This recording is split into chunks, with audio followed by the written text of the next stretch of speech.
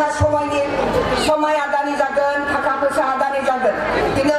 हाग्रामा महिलारि बिथाङा सानदों दे जोङो सिगां जोंखौ बानायनानै लाग्रोनि जोंनि समाजाव मोजां मानसि बानायनानै लाग्रोनि मोजां अफिसार जों बानायनानै लाग्रोनि गोरों गोरा खालामनानै लाग्रोनि बिसोरजों जाहाथे फैगौ समाव जोंनि बे हादरखौ जोंनि बे बिटिसिखौ मोजाङै खुंलांनो हायो जोंजों लोगोसे अन्यान्य जनगोष्ठी राजबंशी दङ मुस्लिम जनगोष्ठीनि दङ बाङालिफोर दङ अन्यान्य जनगोष्ठी दङ बिसोरखौ लानानै जोङो फोथायनायखौ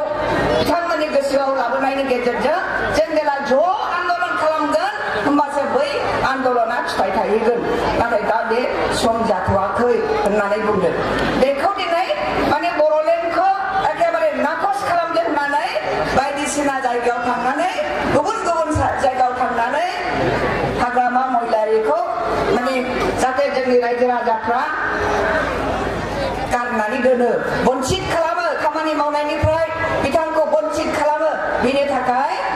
जोंना फरायसा आफादनि दैदेनगिरिफ्रा बुंगासिनो दं खिन्थु जोंथ'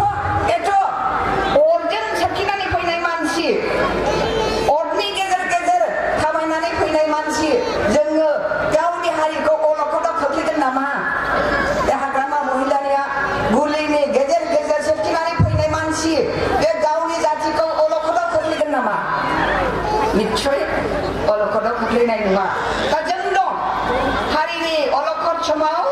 जोङो गोख्रों भाबै फैगौ समावबो जों गसंगोन बैसो जाबाय मावै बैसो जाफैबाय थेवब्लाबो मेङाखै हारिनि थाखाय खामानि मावनो मेङाखै जोंजों लोगोसे जोंजों थाफानाय बिदा फंबाय इस्लाम धर्मनि बिदा फंबायफोर बिब' बिनानावफोर बाङालि जनगोष्ठीनि बिदा फंबायफोर राजबंशी आदिबासी अन्यान्य जनगोष्ठीनि बिदा फंबायखौ लानानै जोङो जोंनि ओनसोलखौ उन्नयन खालामग्रोदिनि होननानै बुंदों जेला बेफोर गासिबो जाजोबगोन होमब्लासो आरो जोंनि बिदा फंबायफ्रा जेला एमप्लयमेन्टखौ मोनगोन थारमाने थांनानै थानायनि खाबुखौ मोनगोन होमब्लासो जोङो फिरिगोना सानफिनगोन बे बाथ्राखौसो बुंदों बिदा फंबाय बिब' बिनानाव नोंथांमोन जोंनि हारिनि बिदा फंबाय नोंथांमोनहा जोंनि बाथ्राखौ जुदि फोथायाब्ला खैफोद जागोन जों बानायनानै लाग्रोनांगोन सिगां बिनि उनावसो जोङो गोदानै जोङो जुरिफिननांगोन बे बाथ्रा सैथो दा जोंनि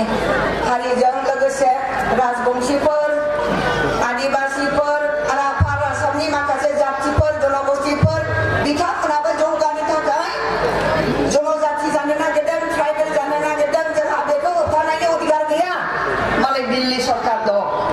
खालि जोंहा बेखौल' एखेबारे मोजाङै बेंनानै दोननांगोन जाहाथे जोंनि जे मोनखानाय अधिकार बे अधिकारखौ जाहाथे रावबो सेख'नानै लाफैनो हाया जों माने जाम्बा जाथि बर' जाथिया जाम्बा जाथि राभा जाथिया जाम्बा जाथि बे हिसाबै ब्रिटिशानो जोंनो बे प्रभिजनखौ बानायनानै गालांखादों गतिके बे